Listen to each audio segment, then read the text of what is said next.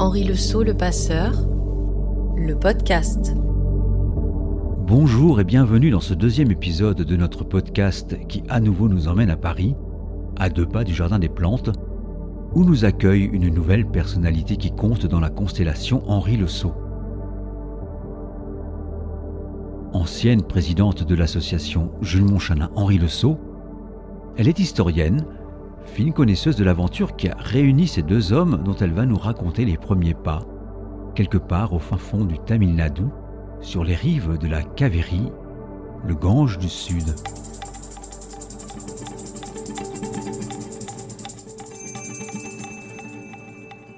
Aujourd'hui, nous rencontrons Françoise Jacquin.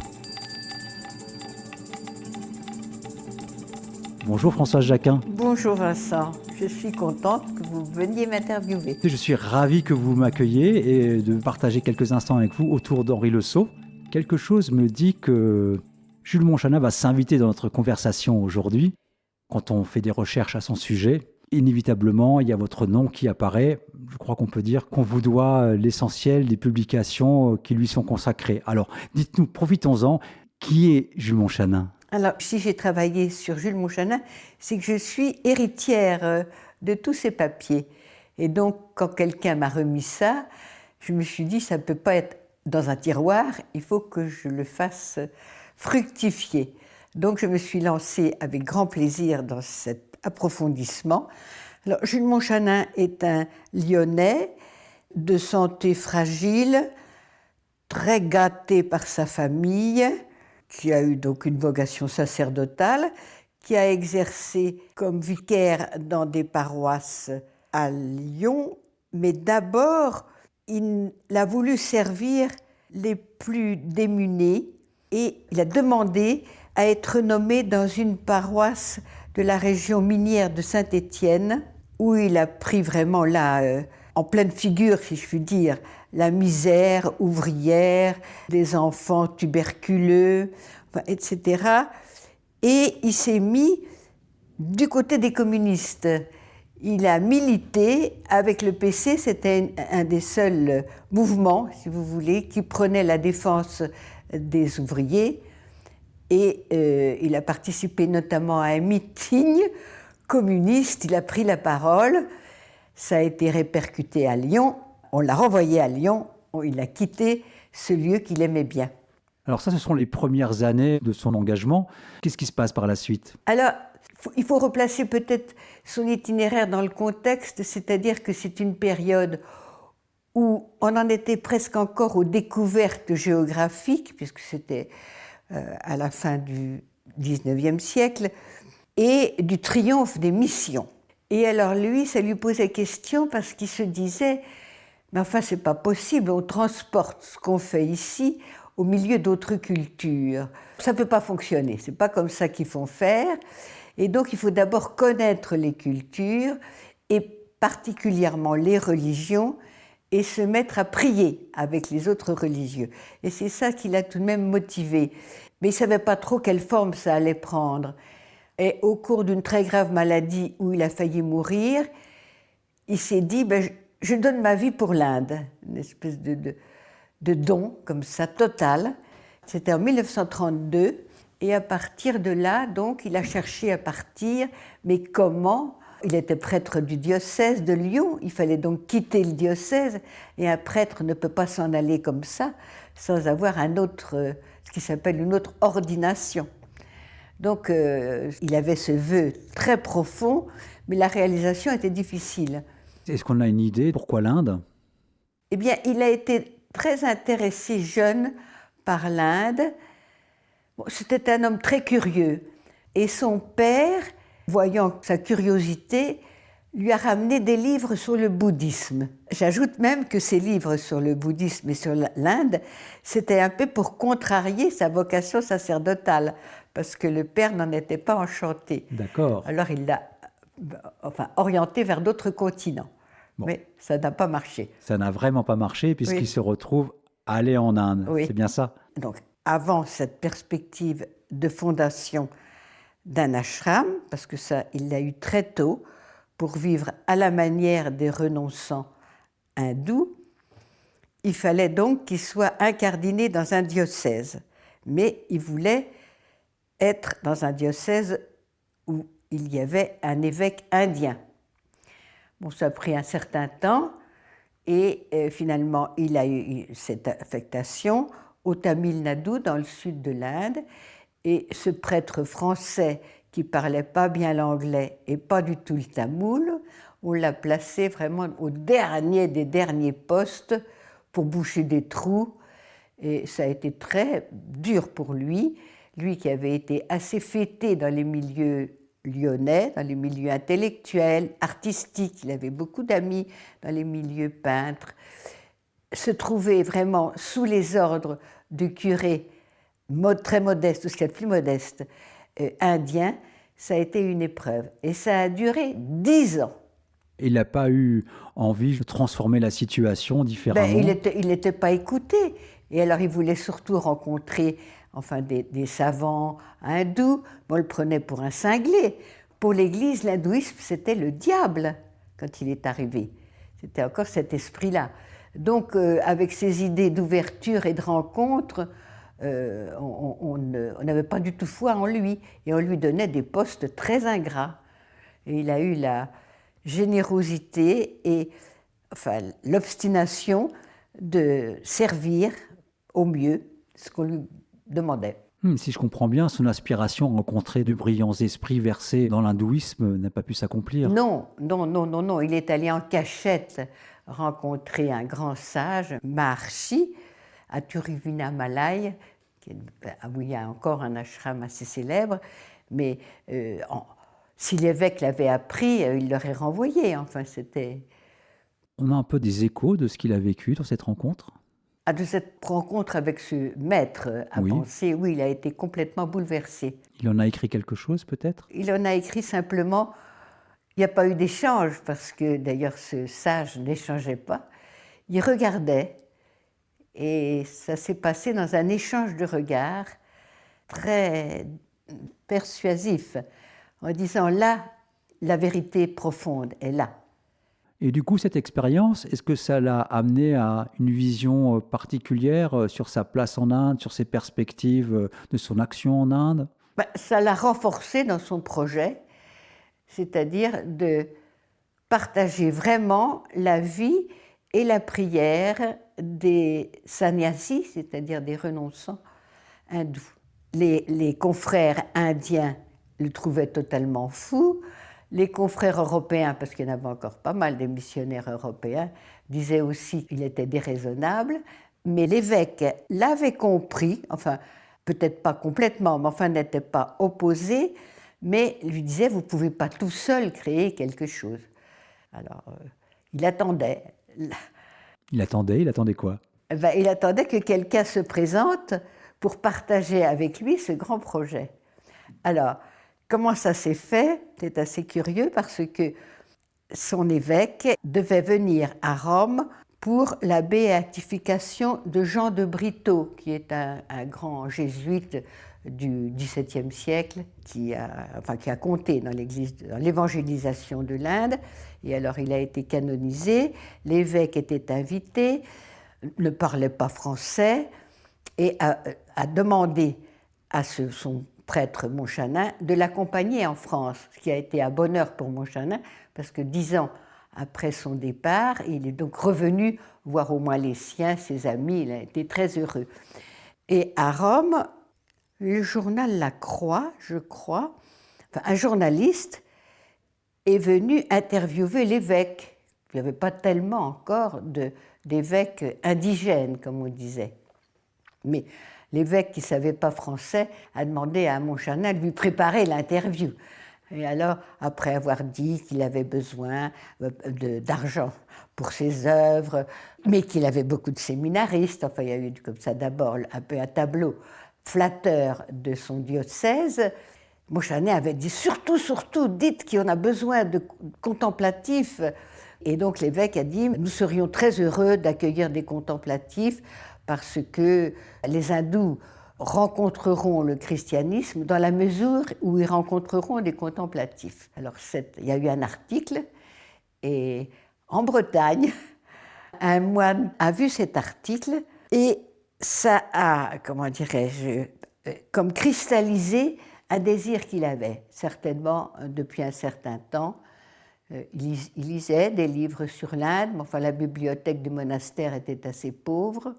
Et il sentait que là, il y avait quelque chose d'intéressant et il a eu l'appel de l'Inde. Et il s'est donc mis en rapport avec cet abbé dont il ne savait rien. Donc il y a eu des lettres échangées entre lui et Moshana, mais on a tout de suite senti que les horizons des deux hommes n'étaient pas les mêmes, puisque l'un était d'abord habitué à l'Inde depuis 10 ans, grand intellectuel, très cultivé, et le sot qui était rentré à 19 ans au monastère, c'était un moine. Oui, parce qu'on ne l'a pas précisé, mais le moine dont vous parlez, en Bretagne, il s'agit bien d'Henri Le Sot. Oui. Qui intervient dans l'histoire. Ça Oui. y est, il arrive. Oui, alors Henri Le Sot, qui était entré au monastère à 19 ans, n'avait pas du tout eu le même itinéraire que Jules Mochanin. Mais il avait ce désir très vif de partager la vie de celui qui proposait de fonder ensemble un ashram. Voilà, donc cet appel de l'Inde a réuni ces deux destins, pourtant aux profils différents, mais ils ont été associés pour une œuvre commune. Exactement. Quelle est cette œuvre? Comment ça se passe entre les deux? Alors, Mochanin était à ce moment-là enfin curé d'une petite paroisse, parce qu'il a d'abord été vicaire, sous-vicaire, remplaçant, enfin tout ce qu'il y a de plus ingrat, mais il était devenu curé d'une paroisse. Il logeait dans un petit presbytère. Quand Le Sot est arrivé, il était toujours curé. Donc, ils ont vécu tous les deux ensemble dans ce petit presbytère. Et Henri Le Sot a tout de suite été triste de voir qu'il ne pouvait pas mener sa vie monastique comme il la menait à Kergonan, c'est-à-dire avec la récitation des offices réguliers. Et Mochanin, ça ne l'intéressait pas tellement. Enfin, il était pris aussi par ses ouailles, comme on disait. Donc, il y a eu une adaptation un peu difficile. Il ne participait pas à la vie de la paroisse, Henri Le Sot, puisque ce n'était pas sa vocation. Sa vocation, au fond, quand il est arrivé en Inde, son rêve, ça avait été de fonder un petit prieuré bénédictin avec des Tamouls. Il avait une ambition pas très réaliste en arrivant.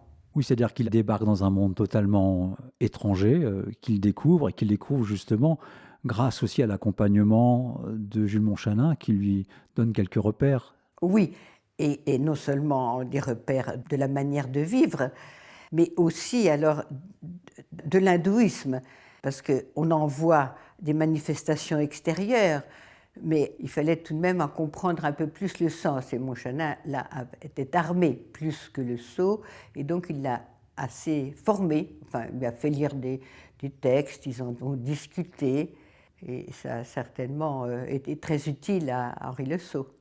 Au final, ils arrivent à créer ce fameux Shantivanam, le petit bois de la paix. D'abord, dès qu'il est arrivé, il avait l'idée de ce prieuré bénédictin. Puis, en parlant avec Mochanin, il a adhéré à ce projet d'un ashram de type hindou. Et comme il était impatient de créer, il s'est démené pour trouver un lieu, pour en parler à droite et à gauche, essayer de trouver des participants aussi tamouls pour former une véritable communauté. Donc, il a demandé conseil à droite, à gauche, les uns le recevaient bien, d'autres beaucoup plus mal, pour savoir comment fonder cet ashram. Et il a fini par trouver de l'aide chez un bienfaiteur qui leur a plus ou moins donné un terrain. Oui, c'était là qu'il allait s'installer. Et Le Sot s'est mis à construire de ses mains des huttes pour comme faire une petite laure, c'est-à-dire pré-monastère, avant le monastère, dans un endroit retiré, presque en pleine jungle, au bord d'un très grand fleuve, la Caveri qu'on appelle le Gange du Sud. Alors, il se nourrissait de riz, point final, et il se lavait dans la rivière. C'est tout. Ça a été vraiment extrêmement succinct comme régime de vie. Et alors, l'évêque est venu bénir le lieu, très misérable. Et l'évêque a tout de suite dit, mais c'est pas possible, vous pouvez pas célébrer la messe au milieu de cette jungle. Alors il a voulu faire construire une chapelle, il a dû donner des subsides, enfin ça s'est un petit peu organisé. Et ils étaient là dans l'espoir d'accueillir des chercheurs spirituels indiens pour partager un long moment avec eux. Alors, ils ont eu des passants, parce que c'est un peu la mode, enfin, le genre de vie en Inde, de gens qui marchent de lieu en lieu, en recherche spirituelle, mais qui ne s'arrêtent pas. Alors, ils partagent déjà 2 jours avec eux. Les pauvres passants se restauraient, dormaient et puis repartaient. Il n'y a pas eu encore de ce qu'ils souhaitaient, enfin, d'échanges profonds. Ça a du mal à prendre forme, tout ça. Oui, ça a eu du mal à prendre forme.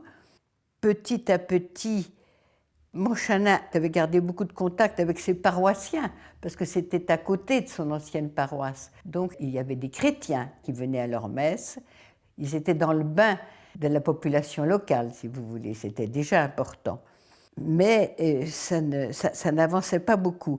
Jusqu'au jour où un moine belge, qui avait entendu Moshana parler, alors avant son départ en Inde, et qui aussi avait reçu un appel particulier, est parti les rejoindre, le père Francis Mahieu.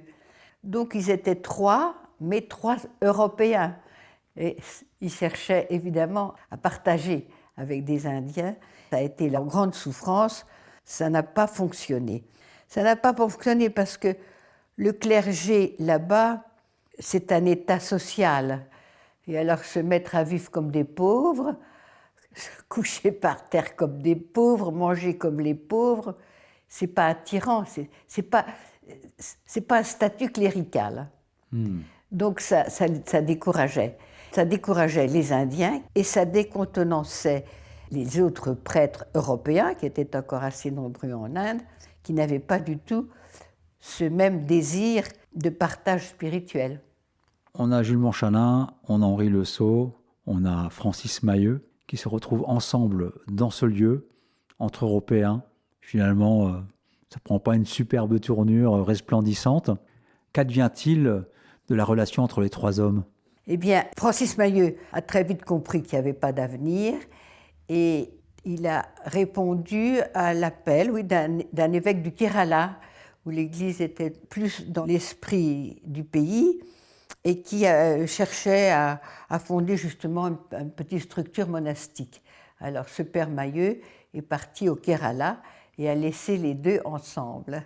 Et les 2 ensemble, ça commençait à être difficile, surtout que Moshana avait des amis très proches à Pondichéry, qui n'étaient pas très loin, et ses amis très proches lui avaient présenté d'autres personnes, notamment à l'ashram d'Aurobindo, et il allait rencontrer les gens, il allait donner des conférences, et il n'était pas toujours présent à l'ashram, et il laissait Henri Le Sceau tout seul à l'ashram, ce qui était tout de même éprouvant pour Henri Le Sceau. Quand on passait à l'ashram, on allait voir Moshana plus volontiers que Le Sceau. Donc ça a été difficile pour lui, certainement. Et il a compris qu'il aurait plus de chance à construire quelque chose avec des Indiens dans l'Inde du Nord, moins fermé que l'Inde du Sud, sans doute, près des sources du Gange, où il y a un peu un mélange de gens qui cherchent, plus nombreux qu'au Tamil Nadu. Alors ça a mûri chez lui, et un jour il est parti sans prévenir, et ça a été très douloureux pour l'abbé Moshana, sans le prévenir. Il est parti, laissant Moshana tout seul. C'est une suite de l'histoire qu'on évoquera peut-être dans d'autres podcasts sur le départ d'Henri Le Sceau vers le nord. Mais pour rester un peu sur Jules Monchanin, qu'est-ce qui vous a attiré, vous a inspiré chez Jules Monchanin ? Alors, ce n'est pas tellement l'hindouisme que je connais mal, mais c'est sa vision de l'Église. C'est-à-dire qu'il avait le sens de l'Église universelle et donc que chaque culture donne son message, que ça ne vienne pas de l'Occident, mais que chaque culture sache trouver sa voix dans l'Église. Au fond, il avait une vue de l'inculturation bien avant qu'elle n'arrive dans l'Église. Alors donc il y a ça, certainement, son désir de dilater l'Église pour qu'en effet, que ça ne soit pas que des Occidentaux, enfin que le monde est riche tout de même de beaucoup de recherches, d'art. Donc il souhaitait que toutes ces cultures soient présentes. Il dit l'Église doit croître, elle ne peut pas rester enfermée comme elle l'est encore aujourd'hui, enfin de son temps. Un peu moins aujourd'hui, de son temps, beaucoup plus. Alors il y a certainement ça, sa vision de l'Église, que je partage tout à fait, et l'autre aussi qui me plaît, c'est-à-dire c'est sa conviction que la foi ne pouvait avancer qu'en même temps que la culture. On ne peut pas avoir deux registres séparés, ça doit marcher ensemble. La foi féconde la culture et la culture féconde la foi. Ça doit marcher ensemble. Et ça, c'est assez original, je crois. Vous évoquiez tout à l'heure sa grande culture et sa brillance intellectuelle qu'on retrouve un peu dans cette vision. Oui, parce qu'il avait une telle curiosité qu'il a connu Cocteau, Picasso, enfin peintre et écrivain. Alors, ami de Max Jacob, enfin, vous voyez, il cherchait à connaître, à voir les recherches des uns et des autres. Et il disait, mais tout ça, ça doit faire comme une gerbe d'épis.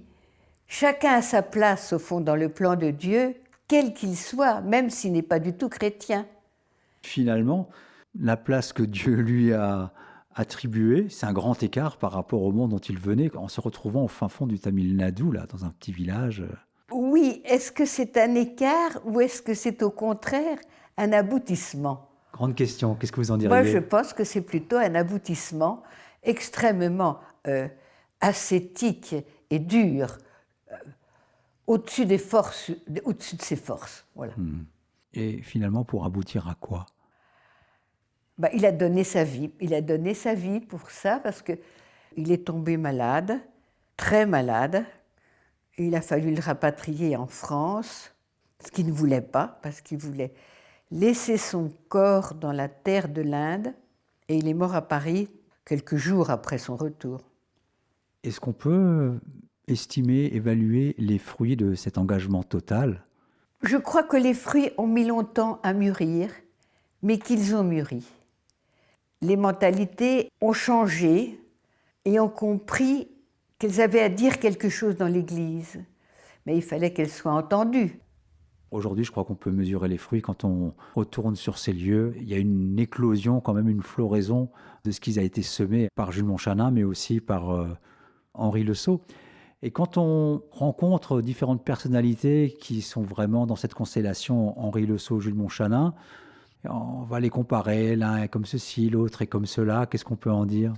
Écoutez, je crois que la comparaison, c'est vrai qu'ils étaient différents, mais ils avaient vraiment le même objectif.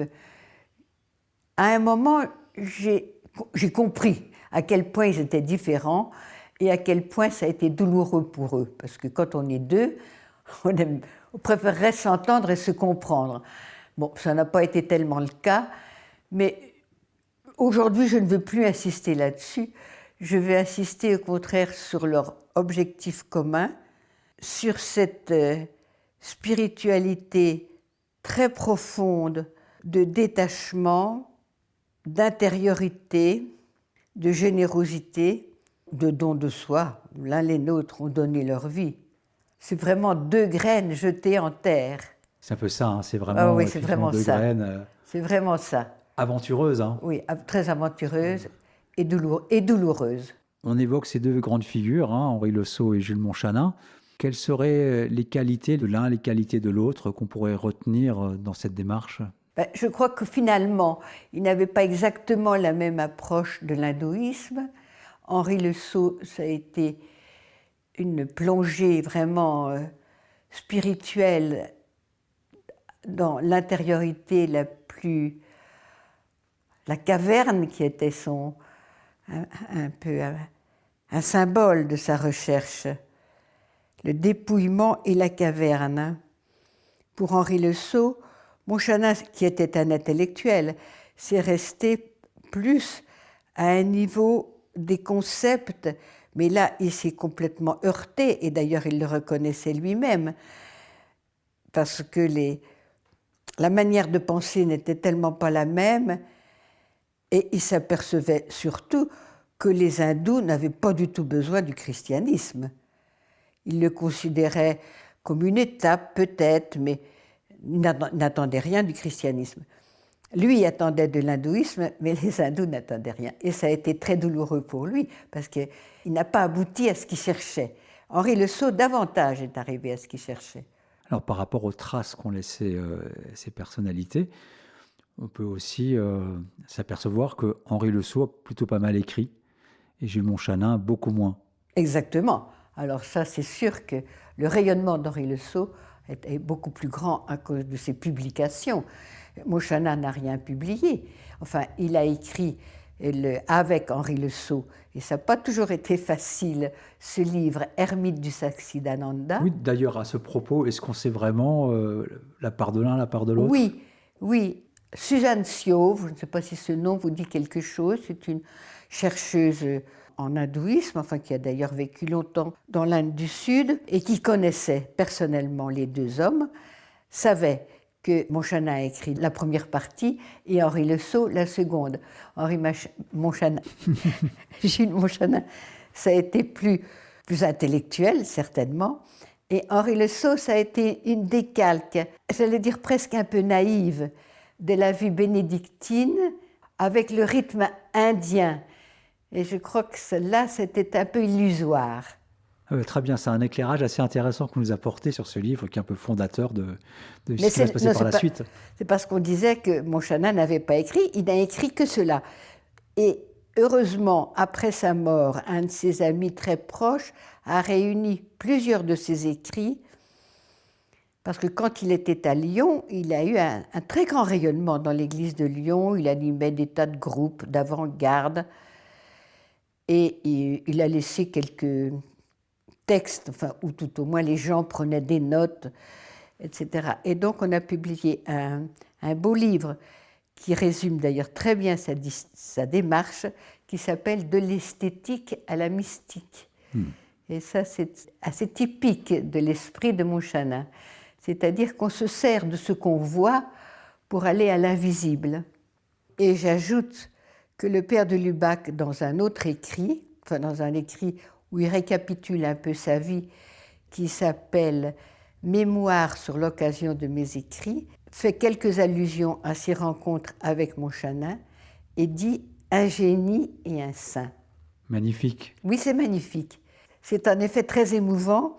Et je vais vous dire l'une des plus émouvantes scènes de ma vie. Ma première publication a été l'édition des lettres de Jules Montchanin à sa mère. De beaux textes, évidemment. Il écrivait très régulièrement à sa mère, fils unique, et sa mère attendait ses courriers. Donc j'ai fait l'édition. Ce livre a paru sur donc, le Jules Montchanin, Lettres à sa mère. Celui qui m'avait aidé, parce que l'écriture de Montchanin est à peu près lisible, mais tout de même pour les noms propres, etc., j'étais perdue. Donc cet abbé Dupéret m'a aidé beaucoup. Il connaissait bien le père de Lubac. Ces deux hommes étaient chacun déjà malades, dans des maisons de retraite ou en clinique. Quand le livre est paru, j'ai été chercher l'un pour aller donner le livre à l'autre dans sa maison de retraite. Et alors, ces deux hommes, l'abbé Dupéret et le père de Lubac, se sont embrassés en tenant le livre en l'air, heureux de cette publication. Et vraiment, je voyais comme une visitation, vous voyez, d'entre ces deux hommes. Ça a été très émouvant pour moi, une belle image. Une rencontre profonde? Oui, une rencontre profonde, mais encore une fois, qui n'a pas eu tellement de suite. Mais voilà que je viens d'apprendre qu'il y a eu à Lyon une rencontre sur l'hindouisme et que Emmanuel Gabellieri, qui est un philosophe de Lyon, a parlé de Montchanin. Il y a donc une suite à cette histoire. Tout n'est pas perdu. Récemment, c'est très récent. Espérons. Voilà, François Jacquin, on s'approche de la fin de notre échange. Alors, un peu en guise de conclusion, je vous demanderai, qu'est-ce que vous avez appris de Jules Montchanin dans votre vie? Je vous l'ai dit tout à l'heure, c'est cette liaison entre la culture et la foi et la nécessité de s'ouvrir à l'autre. Et de Henri Le Sceau? Et de Henri Le Sceau, de chercher au fond, de chercher le fond et de trouver la flamme au fond de soi. Merci beaucoup, merci infiniment Françoise Jacquin pour ces moments partagés autour de beaucoup Jules Montchanin. Vous vouliez encore dire quelque Oui, chose je voulais dire peut-être? une Allez-y. chose, c'est parce que j'ai donc écrit une biographie de Montchanin qui est épuisée et je suis en train d'en préparer une deuxième édition. Vous avez un peu une idée d'une période vers laquelle la publication sera faite? Je n'ai pas d'éditeur. Ah, on va suivre l'affaire alors. Et on espère qu'elle aboutira. Merci. Voilà. Merci. Merci encore infiniment. Et je dis rendez-vous à tout le monde pour le prochain épisode de notre podcast Henri Le Sceau, le passeur. Merci et bonne réussite à votre colloque. Heureuse de savoir cette organisation. Merci beaucoup. À bientôt. À bientôt.